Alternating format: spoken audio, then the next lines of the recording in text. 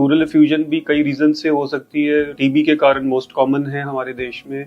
निमोनियाज and infections can cause pleural effusion, even cancers can cause pleural effusion. बाकी और बहुत सारे रेयर कॉजेज होते हैं। सबसे पहले तो हम इसी चीज को सस्पेक्ट करते हैं। जो सेकंड पॉसिबिलिटी होती है प्लूरल एरिया में कि अगर लंग पंक्चर हो जाए because of any reason, because lung is like a balloon, ठीक है, उसमें से हम सांस लेते हैं, तो अगर वो लंग पंक्चर होकर कोलैप्स कर जाए तो that can also cause chest pain, because उसमें प्लूरल एरिया इन्वॉल्व हो जाता है। जो थर्ड एक सॉर्ट ऑफ रीजन होता है प्लूरल पेन का, वो तब होता है कि अगर जो लंग्स के सेंटर में या लंग्स में कोई मास हो या रसौली हो जिसको हम कहते हैं, या इवन निमोनिया का पैच हो, अगर वो फैलता फैलता फैलता फैलता लंग्स की सरफेस तक पहुंच जाए और वहां जो प्लूरल एरिया को इन्वॉल्व करना शुरू कर दे, so that is also one of the reasons of chest pain. तो इसको ढूंढने के लिए chest x-ray is the basic investigation which is required, and उससे हमें बहुत ज्यादा आइडिया लग जाता है कि कौन से पार्ट ऑफ द लंग में प्रॉब्लम है या whether the lung is absolutely normal और नॉट। अगर एक्सरे से नहीं पता चलता, then we have to go for a CT scan of the lungs, which is very helpful in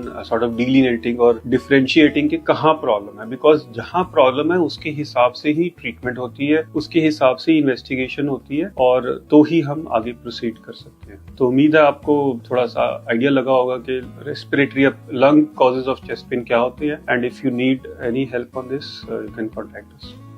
thank you.